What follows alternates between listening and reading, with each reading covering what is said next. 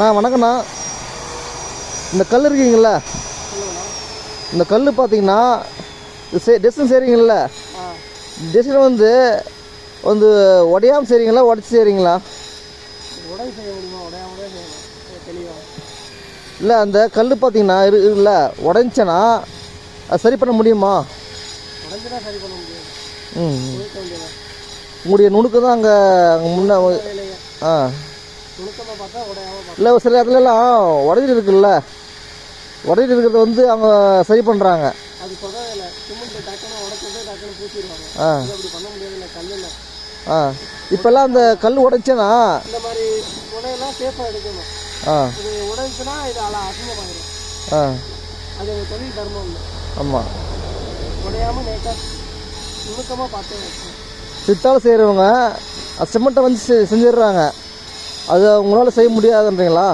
சிமெண்ட்டில் செய்யும்போது உடஞ்சுன்னா அந்த இடத்துல திருப்பி சிமெண்ட்டை வச்சு அதே மாதிரி எடுத்துக்கலாம். இது அப்படி பண்ண முடியாதுல்ல. அதனால கல்லுக்கு சிமெண்ட்டுக்கு நிறைய டிஃப்ரெண்ட் இருக்குல்ல ப்ரோ. ஆமாங்க. கல்லுலேயே பார்த்தீங்கன்னா இந்த செய்வாங்கள்ல சாமி சிலை, விநாயகர் சிலை, முருகர் சிலை, அது மாதிரி இந்த கல்லில் செய்ய முடியுமா? எல்லா கல்லையும் செய்யலாம் ப்ரோ. எல்லா சிலையும் செய்யலாம் கல்லில். அந்த கல் பார்த்தீங்கன்னா கருப்பு கலரில் வருது. இந்த கல் பார்த்தீங்கன்னா வெள்ளை கலரில் இருக்குது. ஒரு கல் ஒரு ஊரில் டிஃப்ரெண்ட்டாக இருக்கும். நீங்கள் பெங்களூர் சைடு போட்டிங்கன்னா அதிகபட்சம் மாதிரி வெள்ளை கல் இந்த மாதிரி தான் இருக்கும்.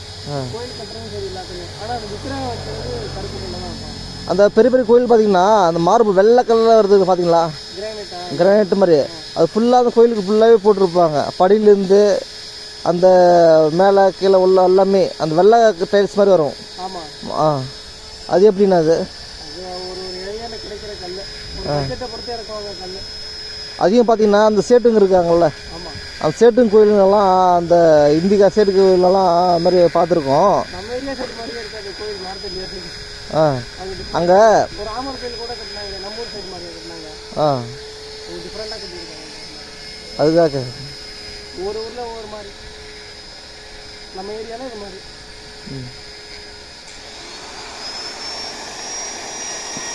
பாருங்க, ஒரு அப்போ இருந்து காலகட்டத்தில் வந்து கலையில் சிறந்த கலை சிற்பக்கலையும் ஓவியக்கலை தான். இப்போ நம்ம பார்த்துருக்கிறது சிற்பக்கலை பற்றி பார்த்துருக்கோம். ஒவ்வொரு உடைய சிலையுடைய நுணுக்கமும் எப்படி செய்ய பாருங்க. இதுதான் இவருடைய வேலையை.